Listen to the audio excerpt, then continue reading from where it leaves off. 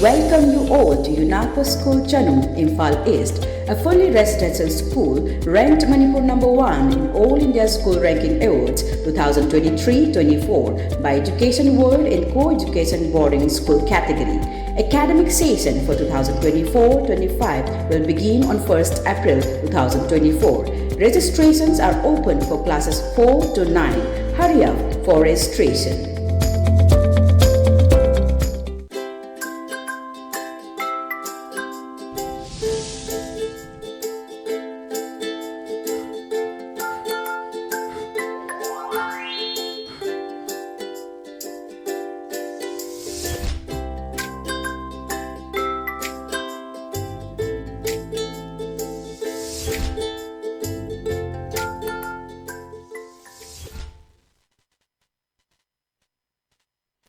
Good afternoon, ELITETV test of cartoon Mahaming Taviri Hana Taramuk Cherry, Maringas in Falapongo Pau, singing cartoon singda, cartoonist in a Kari, hanging the bakari, phone bakari, from Taming Bible to Miam Tamsage, and Lokosage, Sanga Express key on top Panida Hasda. On top Panida had bar cartoon city young view, and Pazaba cartooni, Alanika Vari Chanapani. I am Nadum Nupana Sanabasu, many Momogi, Karigidum, Sanaba Portuneta, my Marumashina high, Marumate, and amna khara senior oba chamana baleng wona silo yare dama hare kum leina nabi nupi ma imong nupi oirubadagi ichanu padu mutle kum leina na hebdu hana khangou dabani ana maji nupi sem nagan ba aduki tawdagi machanu pacham waba aduki atai deba karma chatpasida halani wari sanabani aduna idi ba pura anabi mong nupi mlawrubadagi ne ichanu padu pura mutle na son manya da amasna hare is aigina tada mai hani anjidare aigina tada yu thakpa yanupa ma phangubadagi ichanupido ware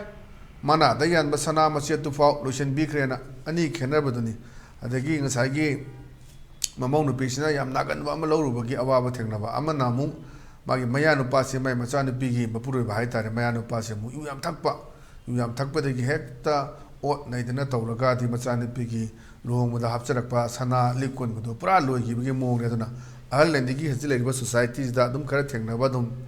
Among the people like with the Gidum, Yum say, Yan, Nusi Channel Leba, the Mo Malak with the game, Punto to Bat Mams, Yaut of Nete, and a som the Sunni, Mayanupa for what thing with the Gi, Yam, Rapaba, Masas, Uikibaduga, Mayanupa, and a Pata with the Gimasazu, Masana Pidu, Mangjoba, Mayams later, and Anigi Tangariba situation, Duni, Amana. Magi mamong nupidu yam nagan mo iba nabong tabu karana pamni mapure mawa mapure bagi manemboki makuboki sewa tawba imong gi mateng pangnaba loinmangni hoi mabu hekta thabok tongnaba hekta minai ona thamba ko pabadu wana tabada yum palagadi nupa gi responsibility nupi gi responsibility leina somdana mu maya nupa do yam thakpo iba ane macha gi tawjigi ba yu tha asna mu kawa thenba lengba mayam tongnei duni ganja thagna tabthara leibani do yu thagna hekta kangkhalak puni do masaje na pubo chaiba thukai ba ye khai ba hekta hero ol kadoni do adai da machan pigi ya da ya basana ma chit do phau lotion bi khrena loina ma loishalak paduna magi mana da ya basana do bukta loishale na duga thengnari ba society da chumba thuk ba adu thengnaba potuni sigi ahalani sana tana basi adu cartoon sina mai wakalla phaurak pa do kana mam de gitar mo gari sana ba da ga dum taram basu yai adum akhoi mamang da unna ba da hai gi doni idea se kamai lake concept se kamai lake anda khabayam paba television jengba pawam taba mayam du urkana mai concept idea se lakuni kai kanda idea se lak tum da kuina changba yawe na khoina cartoonist mamang da unagi basin da tamo pham duni siam phajaba siju wan thole ba cartoon en thamjage mathang da leisina khoi sana lebaki loire dana haiba duni loire dana ba cartoon si jengbiu se toise ari sana bani moi ani mamana bo oidoni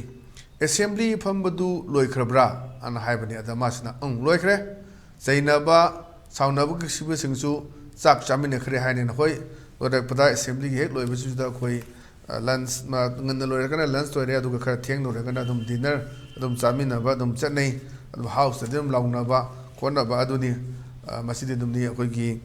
democracy da di haiding hang launa kon handshake tong na ba myam yaw da na ti atani assembly phambadu loi khrabro ada loi khre zainaba saunagi bu singsu chak chamine khre haine na na sigi post dum thoi dum hek dum jahi khuding hai tare tam lak khuding ki assembly hek loi ban nimit se ꯃꯁꯤꯗꯩꯗ ꯃꯔꯛꯀꯤ ꯑꯣꯏꯔꯣ ꯅꯨꯃꯤꯠ 5ꯅꯤꯒꯤ ꯐꯝꯕ ꯑꯣꯏꯔꯣ 8ꯅꯤꯒꯤ ꯐꯝꯕ ꯑꯣꯏꯔꯣ ꯂꯣꯏꯔꯛꯄꯗ ꯍꯦꯛ ꯆꯥꯛ ꯆꯥꯃꯤꯟꯅꯕ ꯈꯣꯠꯃꯤꯟꯅꯕ ꯑꯗꯨꯝ ꯌꯥꯎꯕ ꯑꯗꯨꯒꯤ ꯄꯣꯠꯇꯨꯗꯅꯤ ꯑꯗꯨꯅ ꯑꯦꯁꯦꯝꯕ꯭ꯂꯤ ꯂꯧꯅꯔꯒꯁꯨ ꯑꯗꯒꯤ ꯃꯌꯥꯝ ꯑꯃ ꯍꯥꯏꯅꯗ ꯌꯥꯗꯕꯒꯤ ꯍꯥꯏꯅꯕꯅꯤ ꯀ ꯍꯥꯏꯕ ꯃꯌꯥꯝꯁꯨ ꯌꯥꯎꯅꯩꯗꯨꯅꯤ ꯑꯁꯣꯝ ꯅꯥꯀꯟꯗ ꯀꯦꯟꯗ꯭ꯔꯒꯤ ꯑꯣꯄꯣꯖꯤꯁꯟꯗ ꯂꯩꯗꯨꯒꯤ ꯀꯩꯀꯩ ꯊꯥꯗꯔꯛꯇꯕ ꯗꯤꯕꯦꯂꯞꯃꯦꯟꯒꯤ ꯀꯔꯤꯒꯤ ꯊꯥꯗꯔꯛꯄ ꯔꯨꯂꯤꯡꯒꯤ ꯈꯨꯠꯇ ꯂꯩꯕꯅꯤꯅ ꯃꯃꯥꯡꯗ ꯌꯥꯝ ꯁꯥꯎꯅꯕ ꯌꯥꯎꯈꯤꯗꯨꯅꯤ ꯁꯨꯅꯨ ꯀꯦꯟꯗ꯭ꯔꯒꯤ ꯍꯧꯖꯤꯛꯐꯥꯎꯗ ꯐꯣꯟꯐꯥꯎ ꯇꯧꯔꯛꯇꯦ ꯍꯥꯏꯗꯅ ꯑꯗꯒꯤ ꯇꯧꯒꯗꯕ ꯂꯝꯕꯤ ꯁꯦꯝꯕꯒꯤ ꯁꯦꯝꯗꯕꯒꯤ ꯏꯁꯨ ꯃꯌꯥꯝ ꯂꯩꯕꯗꯨꯅꯤ ꯑꯗꯨꯅ ꯁꯨꯝꯕ ꯄꯣꯠꯁꯦ ꯑꯗꯨꯝ ꯊꯣꯛꯄ ꯑꯗꯨꯅ ꯃꯣꯏꯗꯤ ꯑꯦꯁꯦꯝꯕ꯭ꯂꯤ ꯂꯣꯏꯈ꯭ꯔꯦ ꯑꯗꯨꯅ ꯃꯔꯤ ꯃꯊꯪ ꯀꯔꯤ ꯇꯧꯔꯛꯀꯗꯒꯦ ꯍꯥꯏꯕ ꯉꯝꯗꯦ ꯑꯗꯨꯅ ꯍꯧꯖꯤꯛ ꯍꯔꯥꯎꯅꯤꯡꯉꯥꯏ ꯀꯩꯁꯨ ꯂꯩꯇꯦ ꯁꯤ ꯁꯦꯟꯇꯔꯗ ꯑꯔꯁ ꯇꯧꯕꯅꯤ NRCꯕꯨ ꯑꯣꯏꯔꯣ ꯁꯁꯄꯦꯟꯁꯟ ꯑꯣꯄꯔꯦꯁꯟꯕꯨ ꯑꯣꯏꯔꯣ ꯑꯗꯨꯒ ꯃꯗꯨꯗꯩꯗ ꯚꯥꯔꯠ ꯁꯔꯀꯥꯔꯅ ꯀꯔꯤ ꯍꯥꯏꯔꯛꯄꯗꯨ ꯇꯝꯕ ꯉꯝꯗ꯭ꯔꯤꯕꯅꯤ ꯑꯗꯨꯅ ꯍꯧꯖꯤꯛꯁꯤꯁꯨ ꯆꯠꯅꯔꯤꯕ꯭ꯔꯥ ꯆꯠꯅꯗ꯭ꯔꯕ꯭ꯔꯥ ꯍꯧꯈꯤꯕ ꯐꯦꯕ꯭ꯔꯨꯋꯥꯔꯤ 18ꯗ ꯂꯣꯏꯈ꯭ꯔꯕꯅꯤ ꯃꯗꯨꯒꯤ ꯋꯥꯍꯪꯁꯨ ꯑꯆꯧꯕ ꯋꯥꯍꯪ ꯑꯃ ꯂꯩꯔꯤꯕ ꯄꯣꯠꯅꯤ ꯑꯗꯅꯤ ꯑꯦꯁꯦꯝꯕ꯭ꯂꯤꯒꯤ ꯃꯐꯝꯗꯨꯗ ꯍꯧꯖꯤꯛ ꯂꯥꯎꯅꯈ꯭ꯔꯁꯨ ꯃꯣꯏ ꯆꯥꯛ ꯆꯥꯃꯤꯟꯅꯔ ꯂꯣꯏꯁꯤꯟꯈ꯭ꯔꯦꯅ ꯍꯥꯏꯐꯝ ꯊꯝꯃꯛꯄꯗꯨꯅꯤ ꯃꯊꯪꯗ ꯂꯩꯁꯤꯅ ꯑꯩꯈꯣꯏ ꯄꯣꯛꯅꯐꯝꯒꯤ ꯕꯥꯂꯣꯍꯦ ꯍꯥꯏꯕꯗꯨꯅꯤ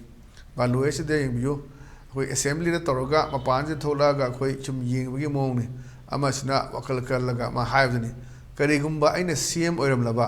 ꯍꯧꯖꯤꯛ ꯊꯣꯛꯂꯤꯕ ꯂꯩꯕꯥꯛ ꯑꯁꯤꯒꯤ ꯏꯔꯥꯡꯁꯤ ꯊꯣꯛꯂꯝꯂꯣꯏꯅ ꯑꯃꯁꯤꯅ ꯈꯪꯕꯣꯏ ꯂꯥꯛꯄꯣꯏ ꯍꯥꯏꯅ ꯍꯥꯏꯕꯗꯨꯅꯤ ꯑꯗꯨꯅ ꯍꯥꯏꯅꯕ ꯂꯩꯕꯗꯨꯅꯤ ꯇꯣꯉꯥꯟ ꯇꯣꯉꯥꯟꯕ ꯃꯐꯝꯁꯤꯅꯤ ꯑꯗꯨꯅ CM ꯑꯣꯏꯅꯤꯡꯕꯁꯨ ꯑꯗꯨꯝ ꯌꯥꯎꯗꯕ ꯅꯠꯇꯦ ꯑꯗꯨꯅ ꯑꯩ ꯀꯔꯤꯒꯨꯝꯕ ꯑꯩꯅ CM ꯑꯣꯏꯔꯝꯂꯕ ꯍꯧꯖꯤक ꯊꯣꯛꯂꯤꯕ ꯂꯩꯕꯥꯛꯀꯤ ꯏꯔꯥꯡꯁꯤ ꯊꯣꯛꯂꯝꯂꯣꯏꯅ ꯌꯥꯝ ꯐꯖꯕ ꯑꯃꯁꯤꯅ ꯈꯪꯗꯅ ꯀꯔꯤꯅꯣ ꯇꯧꯔꯤꯁꯤꯕꯣꯅ ꯃꯃꯥꯟꯅꯕ ꯑꯣꯏꯕ ꯌꯥꯏ ꯅꯠꯇ꯭ꯔꯒ ꯃꯥꯒꯤ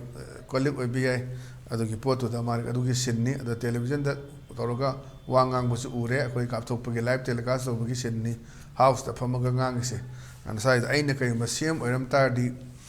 ꯍꯧꯖꯤꯛ ꯊꯣꯛꯂꯤꯕ ꯏꯔꯥꯡ ꯑꯁꯤ ꯊꯣꯛꯂꯝꯃꯣꯏꯅ ꯍꯥꯏꯕꯒꯤ ꯁꯤꯟꯗꯨꯅꯤ ꯑꯗꯣ ꯑꯃꯁꯤꯅ ꯉꯛꯇꯅ ꯍꯥꯏꯅ ꯇꯧꯕ ꯃꯑꯣꯡꯗꯨꯅꯤ ꯍꯧꯖꯤꯛ ꯂꯩꯔꯤꯁꯤ ꯃꯊꯪꯗ ꯂꯩꯔꯤꯁꯤꯅ ꯑꯩꯈꯣꯏ ꯍꯨꯏꯂꯟ ꯄꯥꯎꯒꯤ ꯑꯁ ꯂꯣꯏꯔꯦ ꯍꯥꯏꯕꯗꯨꯅꯤ ꯑꯁ ꯂꯣꯏꯔꯦ ꯁꯤꯗ ꯑꯩꯈꯣꯏ ꯂꯥꯏꯁꯤꯗ ꯅꯤꯖꯕꯅꯤ ꯉꯁꯥꯏꯒꯤ ꯂꯥꯏ ꯅꯤꯡꯕ ꯃꯤꯁꯤꯅ ꯅꯅꯥꯏ ꯑꯩꯈꯣꯏꯒꯤ ꯑꯋꯥꯕ ꯀꯣꯛꯍꯟꯕꯤꯔꯣꯅ ꯃꯥꯒꯤ ꯂꯥꯏꯁꯤꯗ ꯅꯣꯖꯣꯔ ꯇꯧꯔꯒ ꯈꯨꯔꯨꯝꯕꯅꯤ ꯑꯗꯣ ꯂꯥꯏꯁꯤꯅ ꯍꯥꯏꯔꯦ ꯑꯩꯁꯨ ꯋꯥꯔꯦ ꯑꯩꯁꯨ ꯕꯨꯜꯗꯣꯖꯔꯅ ꯊꯥꯡꯗꯣꯛꯈꯤꯗ꯭ꯔꯣ ꯃꯥꯜꯂꯦꯅ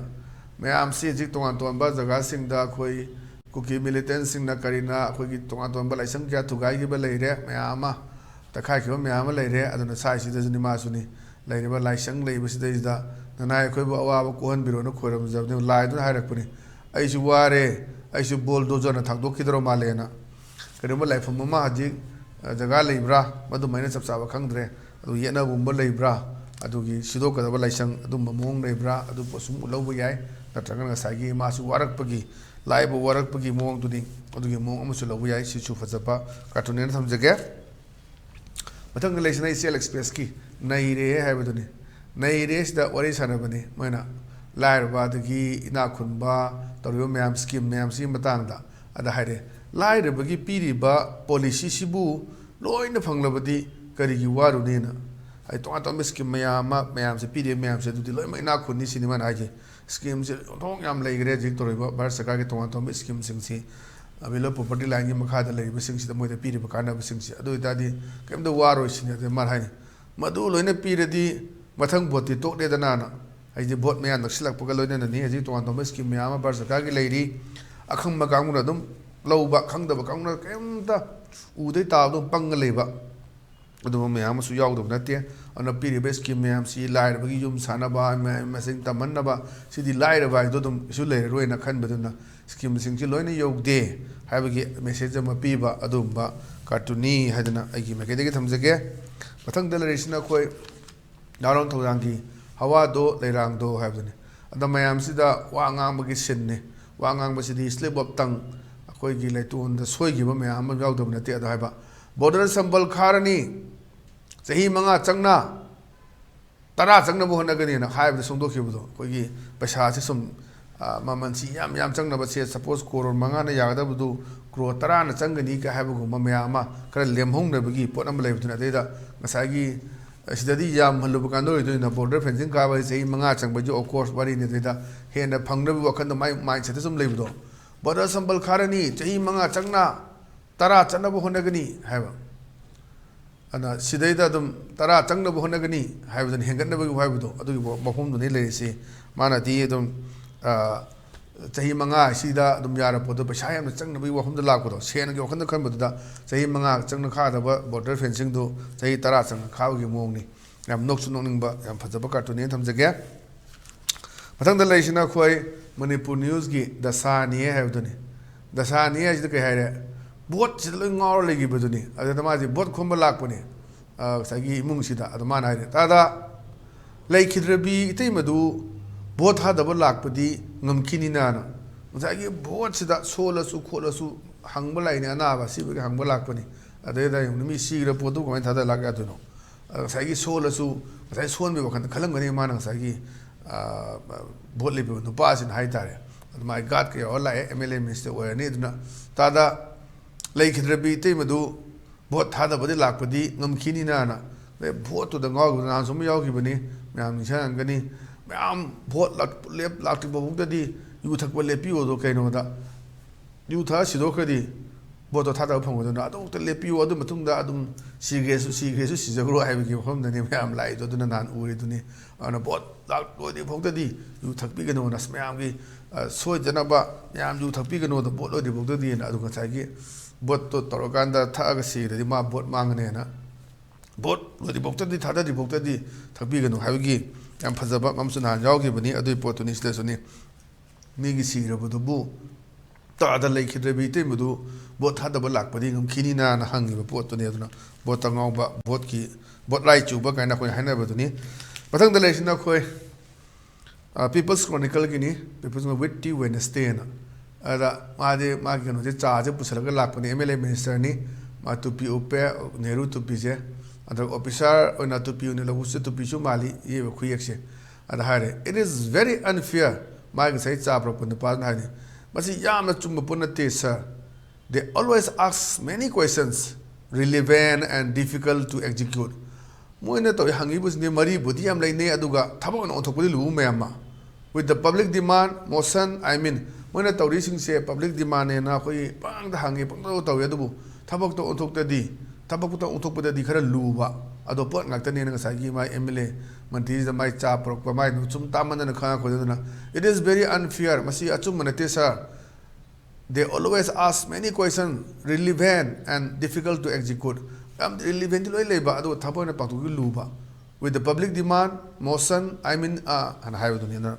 Mayana public demand in the Mutok de Baduna. Yapasam the Wahang, the Hang Baduga, Tabaki on top of the Yaro, the Badum, Mayam, Suyawi, had Sagi, two in the Tamanatana, Magicha, people, Sangleva Magi, helper, Haitare, Sisna Pongo, home Duni, or Nazik, Manipur, situation, send Mayam, and Yariba, Makai, a cartoonist in the Pongo, Bahona, Mayam, the Ganta, Navatuba, may say them a people to the other thing, some from Morakanakuna. Mayam get Pampa between a test of cartoon and of Zerishi. On a Siki Diadumba, ELITETV test of cartoon Mahao. Matanga Soy Delusion Zere, Meng Tabiru Simuku, Amukana Kurum Zawolina, Kanye Beatinizeri, Pinibish.